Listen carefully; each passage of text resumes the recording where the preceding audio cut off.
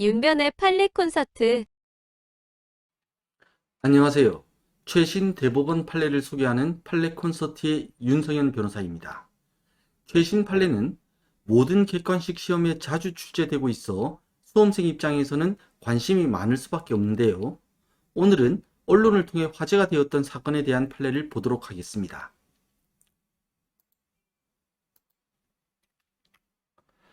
그 판례는 대법원이 2020년 6월 25일 선고한 2018도 13696 판결인데요. 이 판결과 관련하여 예상 가능한 객관식 지문이 무엇인지부터 볼까요?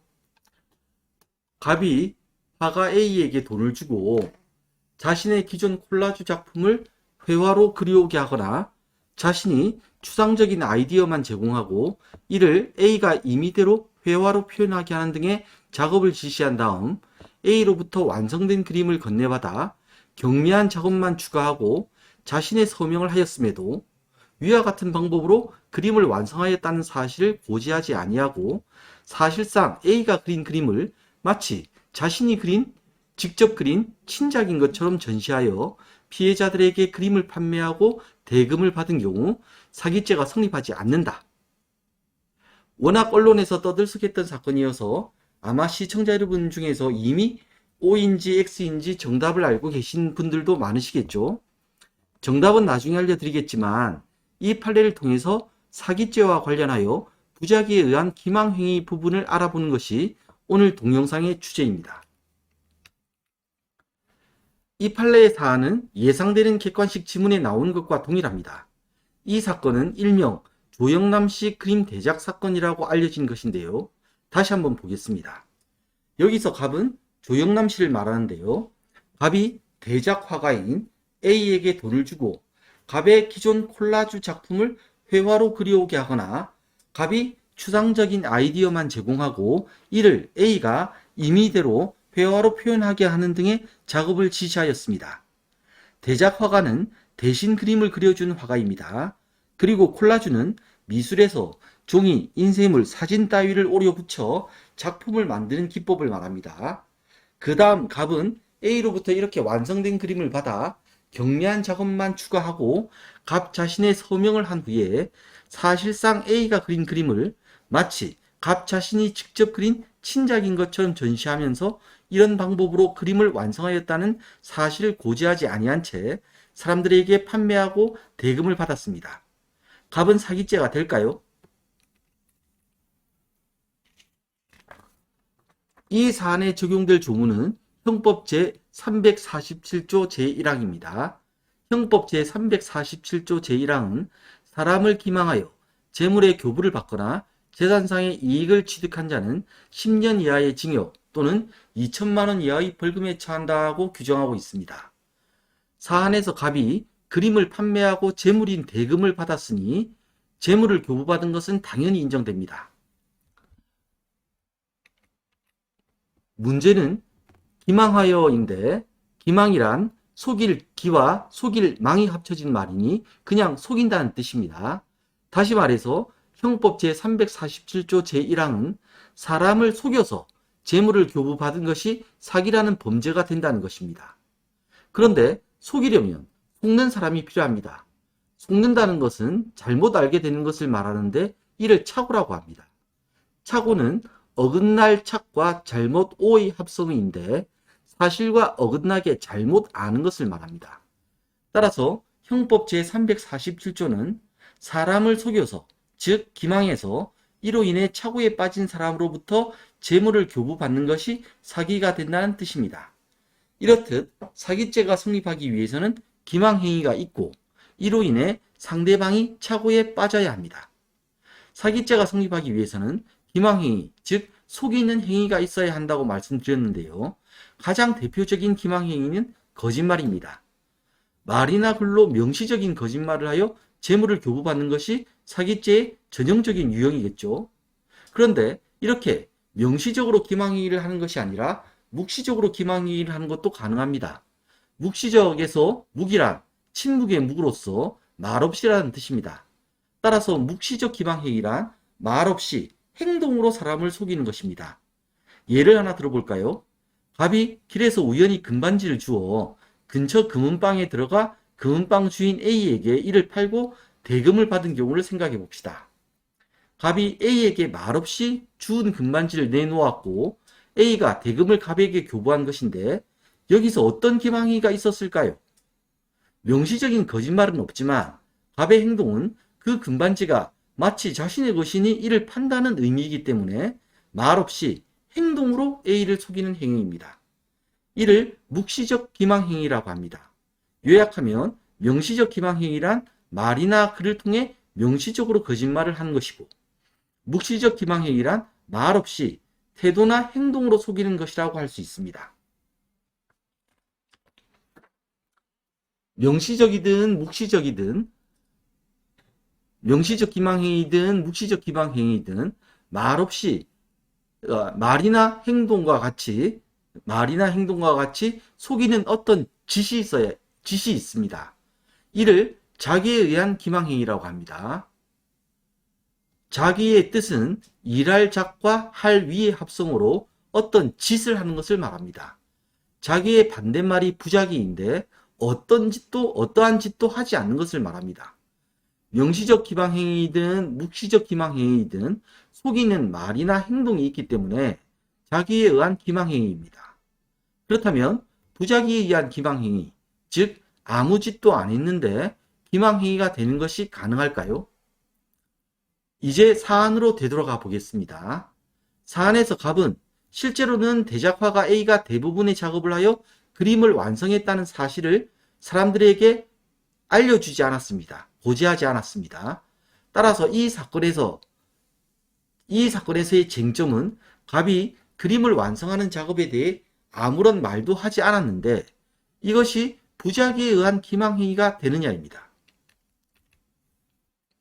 판례는 부작위에 의한 기망행위도 가능하다고 하면서 다만 일정한 조건이 갖춰져야만 부작위에 의한 기망행위가 된다고 합니다. 판례에 의하면 부작위에 의한 기망은 법률상 고지 의무 있는 자가 일정한 사실에 관하여 상대방이 착오에 빠져 있음을 알면서도 이를 고지하지 않는 것을 말한다고 합니다. 여기에서 법률상 고지 의무는 법령, 계약, 관습, 조리 등에 의하여 인정되는 것으로서 문제가 되는 구체적 사례에 따라 거래 실정과 신의성실의 원칙에 의하여 결정되어야 한다고 합니다. 여기서 조리란 말이 좀 어려우실 것 같습니다. 조리란 법규조와 이치리로 이루어진 말인데 조가 규범을 의미하므로 조리는 규범적 이치, 다시 말해서 따라야 할 사회생활상의 이치를 말합니다. 그래서 그냥 쉽게 조리란 누구에게나 있는 양심이구나 하고 아시면 충분할 것 같습니다. 부작위에 의한 기망행위로 인한 사기죄가 인정되려면 첫째, 상대방이 이미 착오에 빠져 있어야 합니다. 왜냐하면 앞에서 보았듯이 사기죄가 성립하기 위해서는 상대방이 착오에 빠져 있어야 하기 때문입니다. 그리고 둘째, 상대방에게 이를 알려줄 의무, 즉 고지 의무가 있어야 합니다. 마지막으로 상대방이 착오에 빠진 사항에 대하여 고지를 받았더라면 상대방이 거래에 임하지 않아 재물을 교부하지 않았을 것이라는 관계가 있어야 합니다. 만약 상대방이 고지를 받았더라도 재물을 교부했을 것이라면 상대방이 기망당해서 재물을 교부했다고 할 수 없기 때문이겠죠. 이와 관련해서 앞서 말한 세 가지 조건이 충족되려면 상대방이 착오에 빠져 있는 사항이 계약의 중요한 요소여야 합니다. 계약에서 별로 중요하지 않은 요소라면 굳이 이를 상대방에게 알려주어야 할 고지 의무가 있다고 보기도 어렵고 상대방 입장에서 알았더라도 거래에 임해 재물을 교부했을 것이기 때문입니다. 사례로 돌아가서 보면 미술작품의 거래에서 그 작품이 친작인지 혹은 보조자를 사용하여 제작되었는지 여부는 작가나 작품의 인지도, 아이디어의 독창성이나 창의성, 작품의 예술적 완성도 등을 포함하는 작품의 수준, 희소성, 가격 등과 함께 구매자들이 작품 구매 여부를 결정하는 여러 가지 요소 중에 하나가 될 수는 있지만 구매자들마다 작품을 구매하는 동기나 목적, 용도 등이 다양하기 때문에 미술작품이 친작인지 여부는 일반적으로 작품 구매자들에게 반드시 필요하거나 중요한 정보라고 딱 잘라 말할 수 없습니다. 따라서 사안에서 해당 미술작품이 위작 시비나 저작권 시비에 휘말린 것도 아니어서 미술작품의 제작 과정이 상대방들의 개인적이고 주관적인 기대와 다르다는 이유만으로는 상대방이 중요한 사항에 대해 착오에 빠져 있었다거나 그 사항에 대해 갑에게 고지 의무가 있었다고 볼 수는 없습니다. 저도 미술에 대해서는 잘 모르기는 하지만 찾아보니 17세기의 화가 루벤스는 주문받은 작품별로 팀을 하나씩 만들고 팀장이 전적인 책임을 지고 그림을 완성하도록 하는 공장식 아틀리에를 운영하였다고 합니다. 그리고 현대 미술에서 팝아트의 선구자인 앤디 워홀은 실크 스크린 기계를 이용해 미술품의 공장식 대량 복제를 시작했다고도 합니다.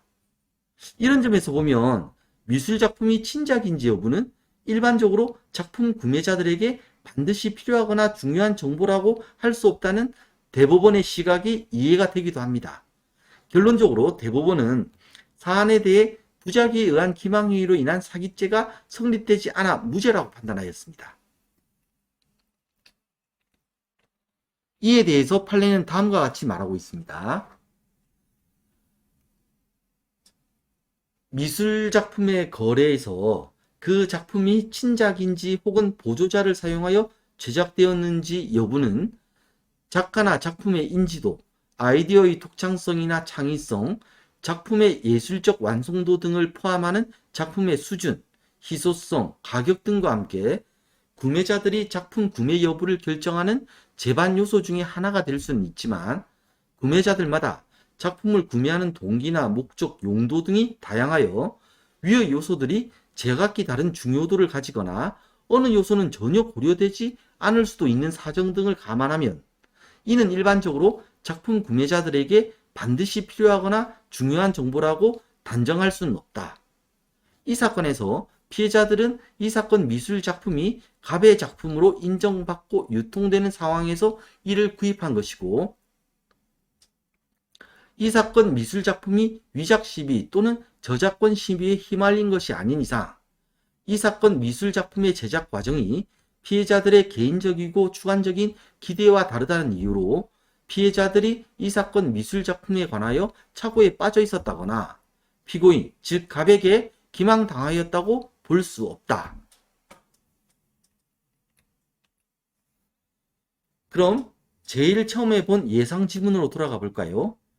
갑이 화가 A에게 돈을 주고 자신의 기존 콜라주 작품을 회화로 그려오게 하거나 자신이 추상적인 아이디어만 제공하고 이를 A가 임의대로 회화로 표현하게 하는 등의 작업을 지시한 다음 A로부터 완성된 그림을 건네받아 경미한 작업만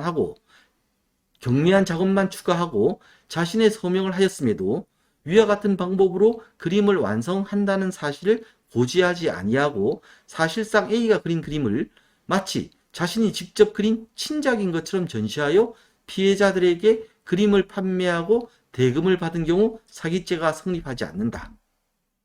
앞서 보았듯이 판례는 사안에서 피해자들이 착오에 빠져 있었다거나 갑에게 부작위에 의한 기망행위가 있었다고 볼 수 없다고 하였습니다. 따라서 이 지문은 맞는 지문입니다. 답은 O입니다. 방송에서 조영남 씨가 그림 대작 사건으로 무죄를 받았다는 소식을 들으신 분이 많을 것 같습니다. 오늘 판례가 그분에 관한 것이었습니다.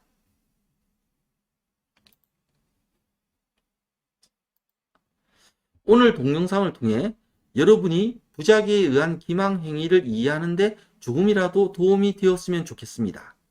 시청해 주셔서 고맙습니다. 이 영상과 관련하여 궁금한 점이 있어서 댓글을 달아주시면 가능한 범위 내에서 답변을 드리겠습니다. 지금까지 윤성현 변호사였습니다. 공부에 대해 부작위하지 마시고 자기 하셔서 뜻하신 바를 이루시길 기원하겠습니다.